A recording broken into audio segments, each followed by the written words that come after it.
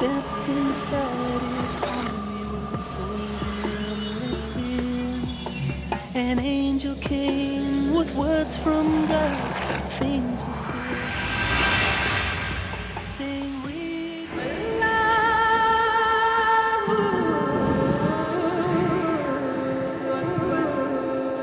Inside his heart, confused by what had occurred, there was only one who could comfort him, to help him see the light.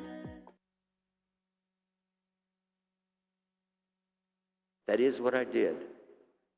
But I had been watching this Muslim making his salah, making his sajda. I said, let me try that. And I put my head down on the ground, or my head on the ground. I said these words: God, guide me. This is the muftah. This is the key to open up the glorious deen, the way of Islam, to open the heart, to receive, to bring in this peace, to bring in the sakina, to bring in the salam, that only comes to the heart when somebody offers themselves completely to the Lord above. No preconceived conditions, no prejudices, just simply, God, here I am, take me, and whatever you want, that's what I want. No conditions. God, guide. Now, saying it with your mouth isn't the deal. It's in the heart where it has to come from. The heart is pure. If the heart is really clean, no prejudice, Allah will open it up. Fill it. Fill it with something called hidayah, Buddha of Islam, real guidance. What happened to me 21 years ago? Allah guided me to Islam. Alhamdulillah Rabbil Alamin. Today, when I think back about that, I can see that there was really no other way to go, no other choice. But at the time, it seemed so big, like I was making this great decision, this great effort. But it really is a simple thing. All of us, we start out with a clean heart when we're born. There are some watching this on television right now. Canada, United States, in the islands, maybe in Alaska. We're broadcasting all over there right now. And some of those people, they're not Muslim, and they're wondering if I'm really serious. They're wondering if this is real. And I challenge you. I challenge everybody who hears my voice right now. Simply get into your heart of hearts and ask Him. The one who made you, the one who created you, the one who gives you life, the one who gives you your breath, the one who gives you what you have in this life. Ask Him. Guide you. Again and again and again, I've had people come up to me and say, you know, I heard a tape that you did or a program you did, and I tried what you said, and now, alhamdulillah, I'm a Muslim. But I didn't believe it would happen. Well, I didn't either. But that's not up to us. It's up to Him. He chooses from those who are sincere, those who desire, and those who are willing to set aside these prejudices, preconceived notions and conditions. If we can do that, we can be guided by Him. So it's a challenge for every Muslim, as it is for anybody else. That's why Allah offers us a gift. 5 times a day, we have a chance to ask Him again and again, a total of 17 times in a day, that we say, Ihdina Siratul Mustaqim. Ihdina Siratul Mustaqim. Ihdina. Ihdina. Ihdina. Guide us. Guide us. Guide us. By the way, you who are watching us right now on the air, you know this is Guide Us TV. And that's where we took the name from that very prayer. There are 2 other channels that help us very much, because we're very miskeen. We're the most miskeen television channel on the planet. As you can tell by the equipment that I've got sitting right here, you don't see a swinging camera going around, you don't see people around. I'm it, and that's it. And it's connected, and it's going out. Not much of a shot, not much variety on it. You guys are watching much more variety on these screens here than what we're seeing. But they're getting the message. They can hear my voice. They see something. I decided a long time ago, and I love Dr. Zakir Naik very, very much for his work for the sake of Allah.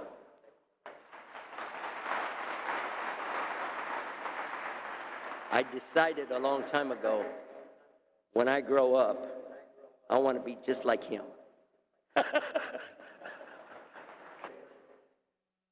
Seriously, Dr. Zakir, I hope he's not here right now because I want to say some nice things about him, and you're not supposed to do that in front of people. He stayed up with us during Hajj. Now imagine you're in Hajj, you're tired at night.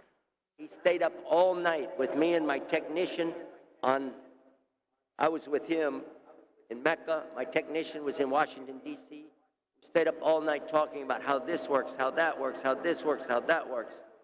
And he continued helping us. Anytime I would call him, anytime I would ask him for anything, he would do it. The other one who helped us so much, Huda TV, with Ahmed Fahim, Muhammad Salah, and all of the brothers there.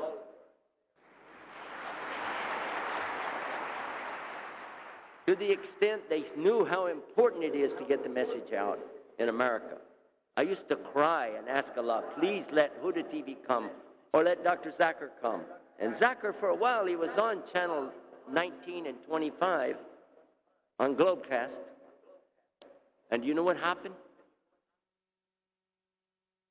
Whenever we went on World TV 99, the other channels picked it up too and put it out there without charging me, because there were so many people who wanted it, and they had been complaining, we want the Peace TV back. So not only that, look at this. Zakir Bhai gave us so much material. Huda TV gave us so much material. And the material that we got here 2 years ago from this very event, and we show it again and again and again, and the people love it. The children have memorized almost everything we've said last time. So we're all looking forward to some new material this time. Allah has blessed us because we did the one thing, and I want you to listen closely. What I was telling you, وَأَتَسِمُوا بِحَبْلِ اللَّهِ جَمِيعًا وَلَا تَفَرَّقُوا. In business, you know, and I know, it's very competitive, especially in the media. And when you go to television, if somebody works at one station and he doesn't work there anymore, if he goes to another station, they will hate him. They will be so upset, they'll be afraid he'll steal their ideas. They'll be afraid that he'll give them some edge or tell them about customers or advertisers. They'll be very afraid of it. They'll pay him extra money just to stay. And they would never stay up all night to help a competitor. They will never, ever open up their treasure. And the treasure of any station is their content. And they would never have done what these beautiful, beautiful Muslim brothers have done, to put their hands with our hands so that we could make something beautiful for Islam in America. And for that, I thank Allah, because He guided us not to separate, but to be together, not to divide, but to unite, not to split, but to join, and not to hate, but to love. This is the beauty of Islam, witnessed in our time by some very great men, and I'm so happy to be with them. Alhamdulillah, Alhamdulillah Rabbil Alameen.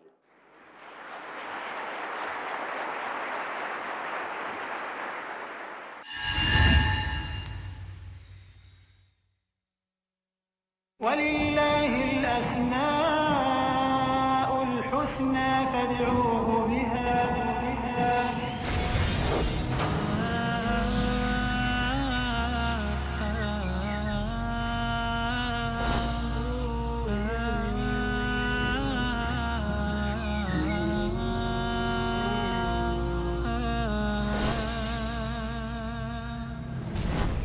Al-Aziz, the Almighty.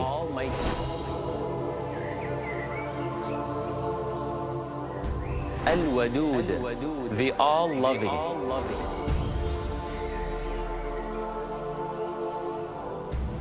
At-Tawwab, the Acceptor of your return.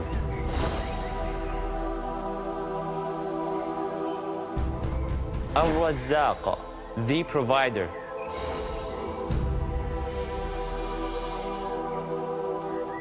Al-Raqib, the All-Watchful.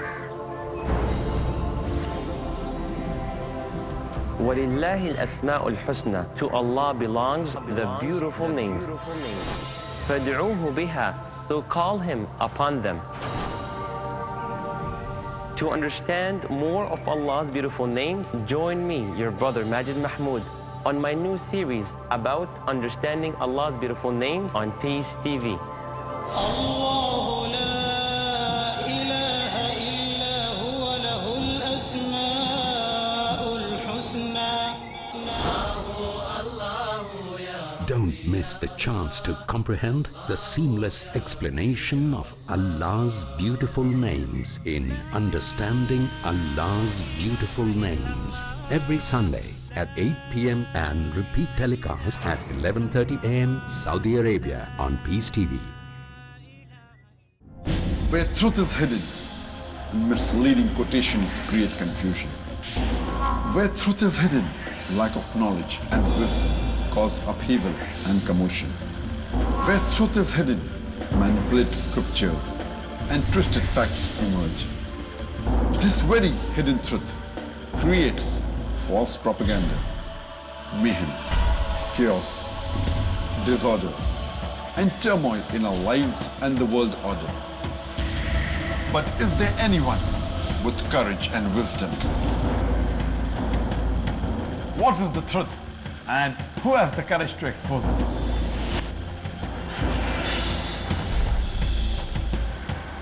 Because it's your right to know the truth.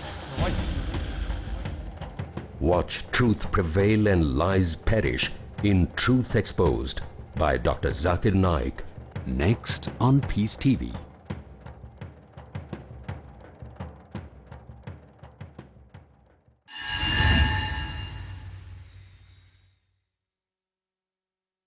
Those of you who are watching me right now at home, I'm far away from you. I'm almost on the other side of the world from you. And you're watching us on the satellite or the internet or your iPhone. We now opened up on Google TV. You can watch us on your iPhone, even here. Anywhere in the world, if you have an iPhone, you can go to guideus.tv/live, bottom right-hand corner. Click on the link for, it looks like a little Apple application.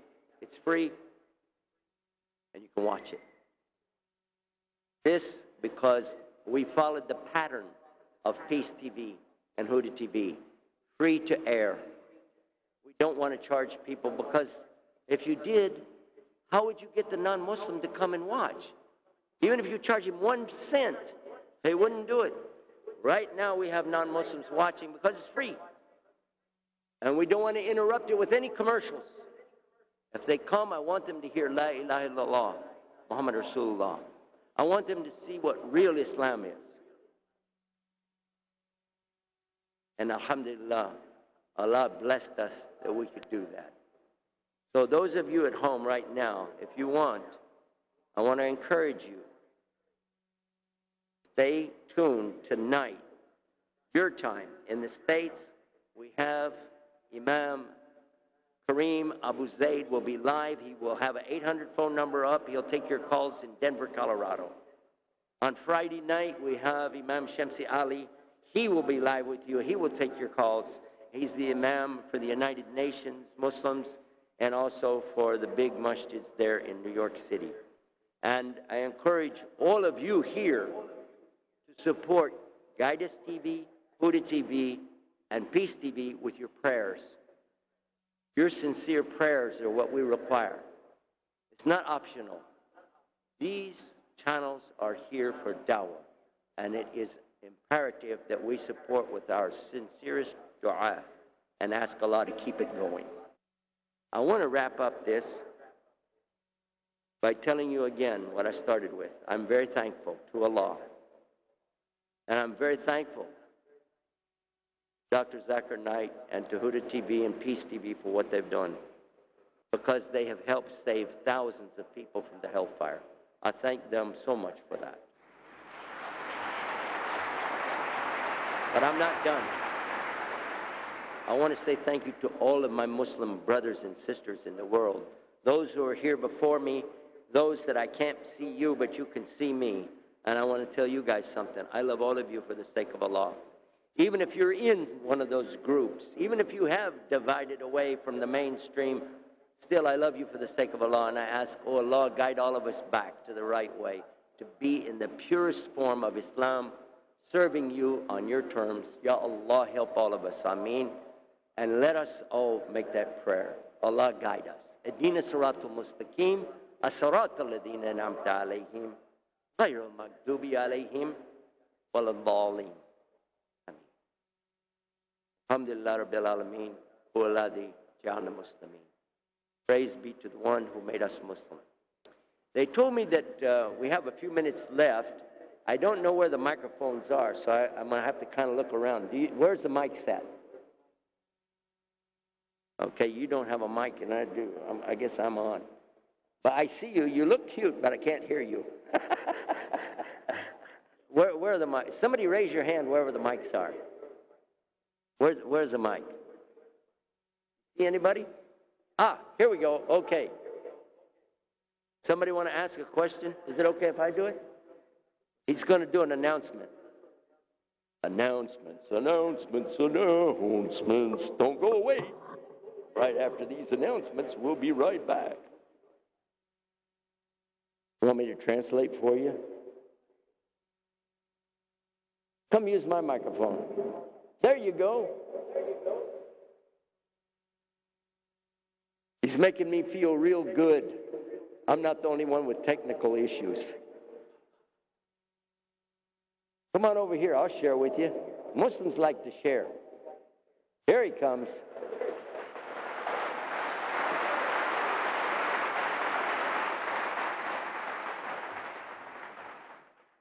MashaAllah, like we always have, alhamdulillah ta'ala, like we say, the history repeats.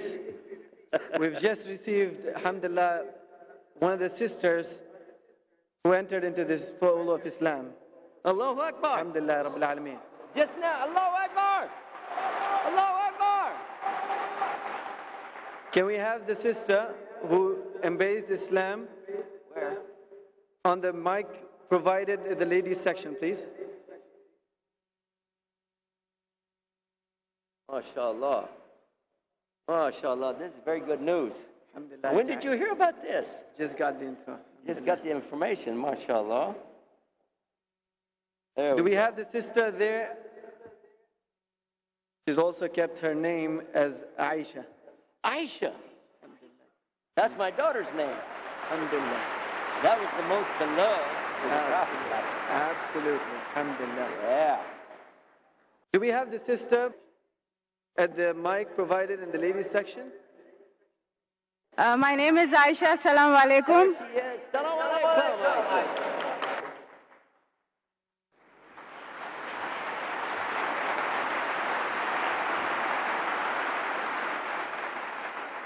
Bismillahirrahmanirrahim. La ilaha illallah Muhammadur Rasulullah.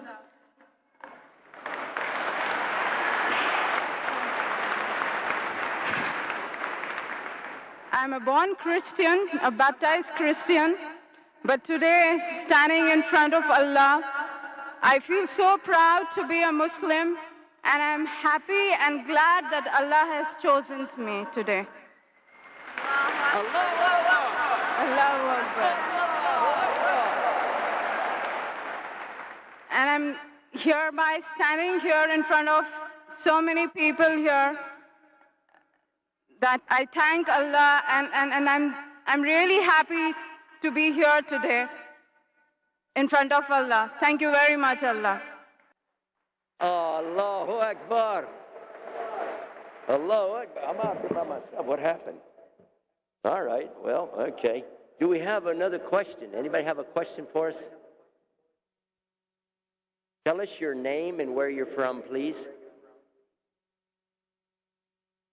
See, my name is Usman, and my question to Uncle Yusuf is actually from the Bible. Can I ask from the Bible? Can you see me? Whoa, okay. See, the question is, I need to know that whatever we have in the Bible said by Isa alayhi salam from Jesus Christ, is that true? If not, then why? I'm asking that whatever we have in the Bible said by Jesus Christ, said by Isa alayhi salam, do Muslims have to believe that? Is that true all? Okay, I got you. I'm a little bit used to echoes, so that's why I wait and then say the next word. I got what you said. And I'll repeat it for the folks that are watching us at home. His name is Usman, and he's asking, Muslims have to believe in the scriptures. That's true. Do we have to believe in everything in the scripture? Yes, we do. If, this has a condition though, if it's the real scripture. There is no obligation on us to believe something that has no proof. There is no evidence to support what we call the English Bible, because we know that none of the prophets spoke English. So that is already out of the question. Second, even in the Koine Greek, we don't have anything authored by an original author, writer. And none of what was recited got passed down like the Quran. So if you said, Jesus said, I am that I am. Okay, because it says that in the Bible. Jesus said, I am that I am. Well, in English, you can get a lot of meaning out of that. You can say it means this, it means that, it means something else. Each guy that hears it can make up something else. But we know that Jesus didn't speak English. And we know that we don't have an original of anything that came from anybody at Jesus' time. You can carbon date it and see Jesus didn't write it. So the best we can do is say that when we use the Quran as a furqan, as a measuring stick by which to make separation of truth and falsehood, then we can see what was in the Bible that still exists today by looking in the Quran and find the same thing. Or we will find something in there that definitely goes against what the Quran says. We will reject that. Or the third, there will be something, it doesn't go against the Quran, but for us, we know that where it matches, good. Where it doesn't match, it's against it, we reject that. And then finally, There are some things that we just don't know. We say, Allahu Alam. But if you want to know what Jesus really said, you don't look in the Bible. You look in the Quran. Or you look to the Hadith Sahih. This is what I learned from the scholars. Good question. Thank you, Usman. Good question. Usually, you don't get a chance to see this. This is perfect because now you know what to do. You let them, once they're half the first part, you leave them alone if they're not ready because they need to learn about Muhammad. This is why all day long, every 30 minutes or 20 minutes, we run those 1 and 2 minute clips talking about Prophet Muhammad on our TV channel. So if you're watching this at home right now, make notes of what these great people have said about Muhammad. None of them were Muslims, but see what they said over the last 200 years. I think we're coming to the end of the question and answer session for Sheikh Yusuf Estes. Jazakallah khair, Sheikh. And inshallah, may Allah subhanahu wa ta'ala give you more health. Jazakallah khair. He stepped inside his home, he was overwhelmed with fear. An angel came with words from God, things were still